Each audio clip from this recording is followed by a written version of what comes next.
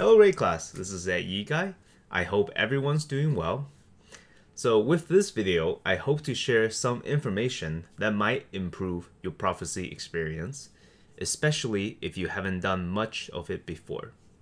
So in 3.3, they improved prophecies in a big way by changing the Pale Council mobs for them to show up on the minimap.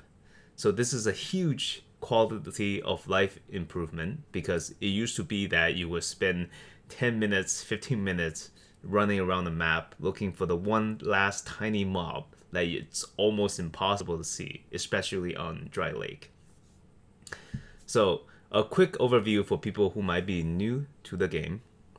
Prophecies are obtained by spending silver coins through the NPC Navali. She can be found in the main towns and invited to your hideout after you rescue her in Act 1. Let's get started. First things first, POE Wiki's prophecy page have become way more informative over the months, and now it lists different locations where you can find the upgrade quest chains, and pretty much if you're doing prophecy, you should keep it open in a tab, which is what I do. I'll include a clickable link down below in the descriptions, and I will try to maintain a list of the most valuable prophecies and maybe list why they're valuable right under that link as well in the description. Onto the tips. Some of the most common prophecy you will see is 1. Lee Alchemist, which you can kill Undying Alchemist in order to get an alchemy orb. So I used to hate this one because it is so tedious, until one of my friends pointed out that the most ideal location to fulfill this prophecy is in Act 8, Daldry's Cesspool. So the best path to run is to directly to the right of a waypoint. There's a decent chance you will encounter Undying Alchemist. If not, resetting is easy because the layout of this map is very small. So even if it takes several resets, it's not going to take you long overall. 2. Lasting impressions. For this one, there are several places you can go, but personally I like to go to Chamber of Sins in Act 2. And then the device you can click on is literally right next to the waypoint. That'll make that one even easier. The God of Misfortune. So when teleporting to the ledge to fulfill this prophecy, simply look for 3 tiny stone formations on the ground. They will always tell you the exact way to the boss. That way you don't have to get lost or backtrack ever. The corruption.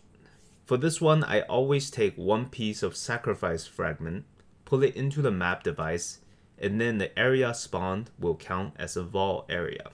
So you don't have to go searching for one. Please do note that this will also work for the Plague Maw 1. Always go to the lowest applicable area for non-item related prophecies.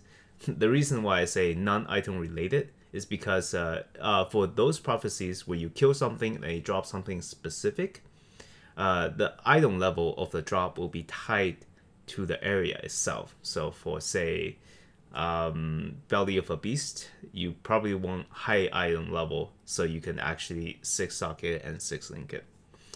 You can get all around it with Furishi, but that's just a pain. So now, for example, if a prophecy asks you to go to Northern Forest, such as a Pharaoh Lore prophecy chain, you should go to the one in the earlier act. Note that there are 2 Northern Forests. The one you go through very early in Act 2, and one you go through much later. So you should go to the earlier one because in general, the area layout will be smaller in the early game, making the prophecy much easier to complete, and you're not really penalized for going to the easier version.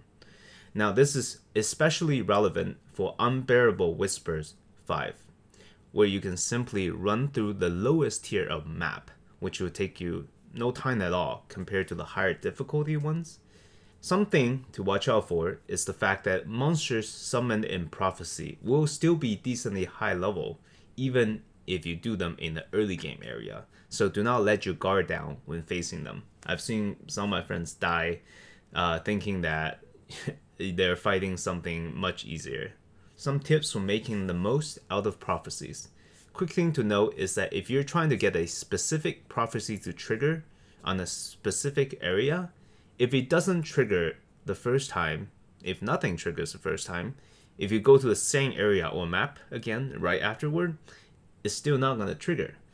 So the only thing you can do is either go to a different area, or you can seal and unseal that specific prophecy, and then it becomes possible to trigger in that same map or area, but not guaranteed. All that you're doing is that re-roll the predetermined like pools of maps where the prophecy is set to trigger. Now for Vol Winds, I wanted to make a special mention.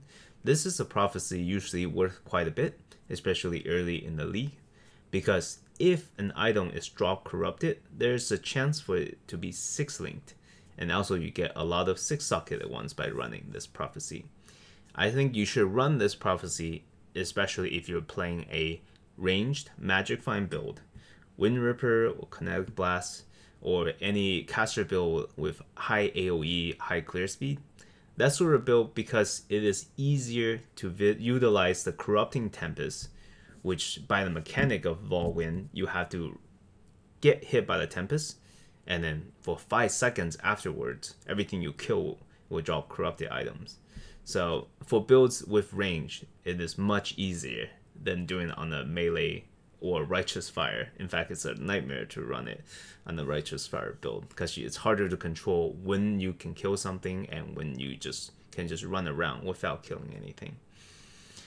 Another thing to think about is that most prophecies add to the mob density in the map, and some of them even adds quantity. So when you're running high tier maps, prophecy can definitely help you with the sustain. Even if you don't really notice it, it is helping. Now, for the people who are keeping some valuable prophecies, or just always sustaining prophecies later on, or people thinking about buying specific prophecies, one thing to really capitalize on the profit is to just learn all the synergies between the Sextants and prophecies. So if you're lucky with Sextants, I'm just going to give you 2 examples here. Lucky with Sextants, you can get, say, Strongbox monster have increased item quantity, like 500% increased item quantity. That's huge bonus. Or Strongbox monsters in area, Strongboxes in area are corrupted. Strongboxes in area are at least rare. So those 2 Sextants are very powerful. And if you can trigger, say, Monstrous Treasure or Bountiful Trap, then you're in for a lot of profit, potentially. Another thing to keep in mind is the Sextant unique monsters drop corrupted items. So that's also very good, because like I mentioned earlier, corrupted items can drop as 6-link, 6-socket, and, well, in this case, you can go for prophecies that give you Exiles, because Exiles are all unique monsters.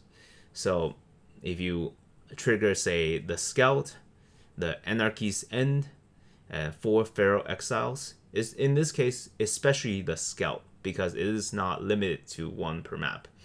So whenever I trigger Sextant that says unique monsters drop corrupted items, I will try to trigger another prophecy that gives you, say, 4 Feral Exiles, and then I will pop a bunch of Scouts that have sealed away. So every time I kill one of the Exiles, I will spawn a bunch of new Exiles, and I will kill them. And then I would, once that fight is done, I would put in another Scout. Once I encounter a second Exile, I repeat the process. So in one single map, I'm killing more than 20 unique monsters. And their drops will all be corrupted, which gives a pretty good chance of me getting something interesting, or at least nice. So yeah, that sums up the prophecy tip advice video. I will try to provide as much details as I mentioned down below in the descriptions, with like what prophecies are really good, what to keep an eye out for. And yeah, I wish you luck in 3.3. So thank you so much for watching, and if you have any questions, I always try to do my best to answer them. So feel free to leave a comment, like, dislike, constructive criticisms, or yeah, whatever. Okay, have a great day.